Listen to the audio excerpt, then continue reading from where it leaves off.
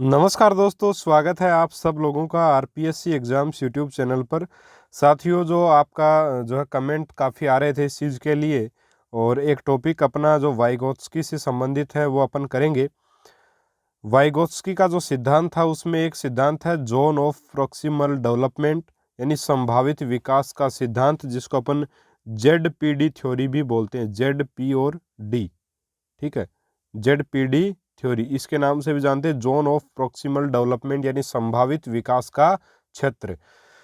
और एक और टॉपिक है वो है स्कैफोल्डिंग यानी ढांचा निर्माण। ये क्या है, दोनों एक दूसरे से जुड़े हुए टॉपिक हैं, दोनों के दोनों टॉपिक अपन क्लियर करेंगे। कहीं पर भी साथियों रीट में वैसे इस टॉपिक का जिक्र नहीं है, लेकिन हो सकता है प्रश्न आ जाए, इसलिए इस टॉपिक को भी अपने करना आवश्यक है। चलिए शुरू कर लेते हैं। टॉपिक है क्या, देखिए, यह वह क्षेत्र है कि जो कि बालक के सीखने से संबंधित है। किसकी बात कर रहा हूं मैं यहाँ पे, जेड-पी-डी की। जेड-पी-डी, जेड-पी-डी क्या है, देखिए सबसे पहले जेड-पी-डी को देखते हैं, उसके बाद दूसरा टॉपिक स्टार्ट करेंगे। यह वह क्षेत्र है जो कि बालक के सीखने से संबंधित है। इसमें बालक किसी कौशल युक्त व्यक्ति की सहायता से उस कार्य को पूरा कर सकता है जिसे वह स्वतंत्र रूप से नहीं कर सकता। तो साथियों, जेड-पी-डी का मतलब देखिए, ये जो सिद्धांत है ये क्या बोलता है कि जो बच्चा है वो कुछ कार्य ऐसे जो वो खुद नहीं कर पाता, वो दूसरे की मदद से करता है। तो ऐसा जो कार्य है, जो क्षेत्र है, वो क्या कहलाता है, संभावित विकास का क्षेत्र या जोन ऑफ प्रॉक्सिमल डेवलपमेंट। इस सिद्धांत में बालक के कार्य करने के दो तरीके होते हैं। एक तो निम्नतम सीमा जिसको लोअर लिमिट बोलते हैं, और एक उच्चतम सीमा जिसको उच्चतम सीमा यानी कि हायर लिमिट भी बोलते हैं।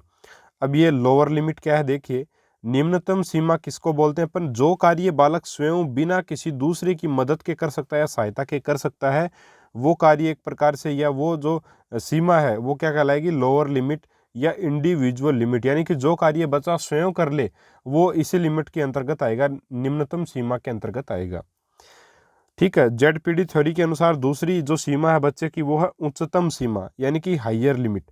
इसमें क्या है कि जो कार्य बालक किसी की मदद के साथ कर सकता है लेकिन स्वयं अकेला नहीं कर सकता, वो अपर लिमिट में आएगा, या इसको इंटर साइकोलॉजिकल लिमिट भी कहते हैं।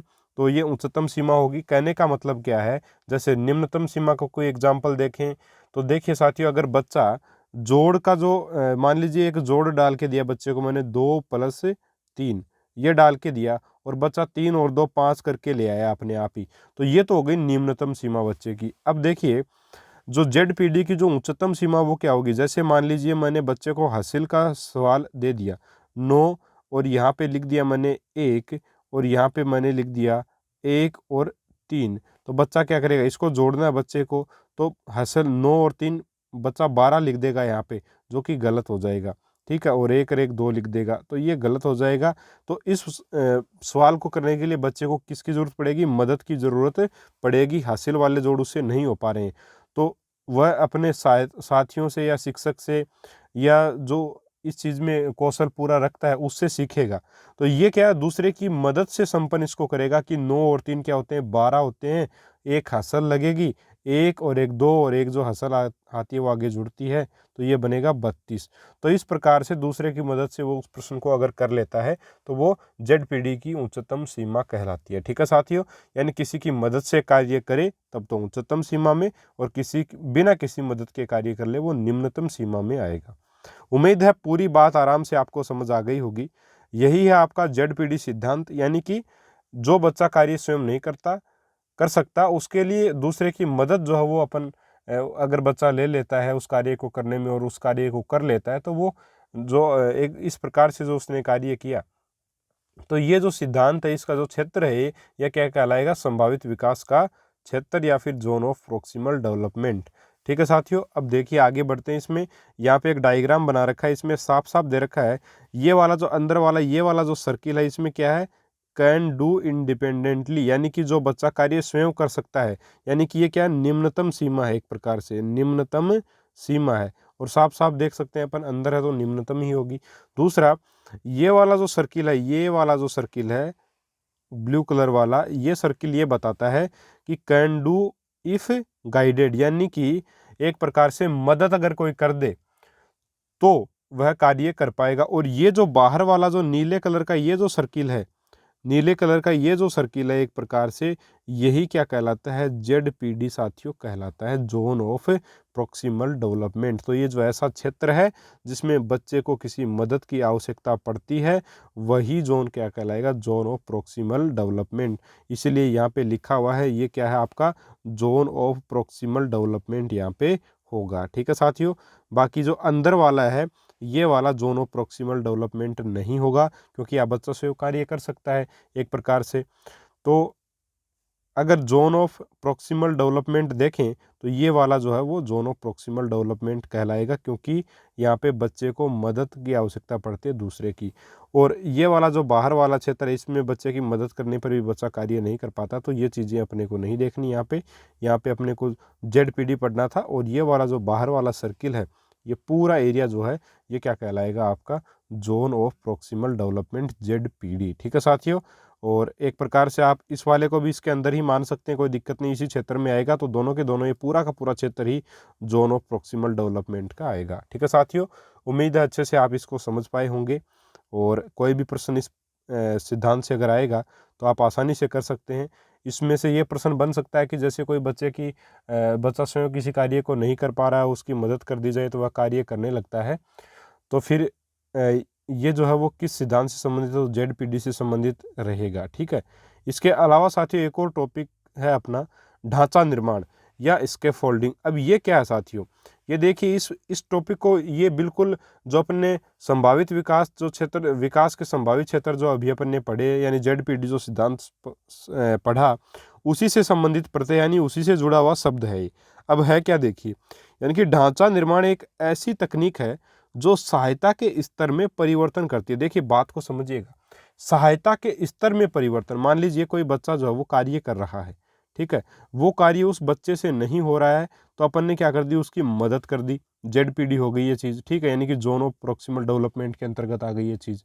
अब साथियों अपन ने उसकी मदद कर दी, अब क्या किया, दूसरे दिन फिर उसने वही कार्य किया तो उससे नहीं हो रहा था तो अपन ने क्या किया, थोड़ी सी उसकी मदद कर दी, यानी कि कल जो मदद की थी उससे कम अभी मदद की अपन ने, यानी मदद जो सहायता अपन उसको घटाते गए, सहायता का जो स्तर है वो अपन ने कम कर दिया। तो ये धीरे धीरे अपन कम करते करते बिल्कुल शून्य कर देंगे। इस प्रकार एक ढांचे का निर्माण हो गया, एक सीखने का क्रम का निर्माण हो गया कि बच्चे को अपन सिखा दिए उस चीज़ को धीरे धीरे एक ढांचा निर्मित करते हुए। तो ये जो तकनीक है ये स्कैफोल्डिंग कहलाती है। उम्मीद है आप अच्छे से इसको समझ गए होंगे। आगे एक दो चित्र भी लेकर के मैं आपको समझाऊंगा इनको। तो देखिए आगे क्या लिखा है कि शिक्षण करते समय या सहयोगी अधिगम में शिक्षक या अधिक कौशल वाले सहयोगी को अधिगमकर्ता के समसामयिक निष्पादन के अनुसार अपने परामर्श को समायोजित करना पड़ता है, यानी कि समायोजित परामर्श को ज़्यादा या कम करना पड़ता है, उसको बोलते हैं समायोजन करना। जैसे कि यदि कोई नई तरह की समस्या है तो अधिक निर्देश देने पड़ते हैं, परंतु जैसे जैसे छात्रों की क्षमता व कार्य अभ्यास बढ़ता जाता है निर्देशों की संख्या भी क्या हो जाती है, कम होती जाती है।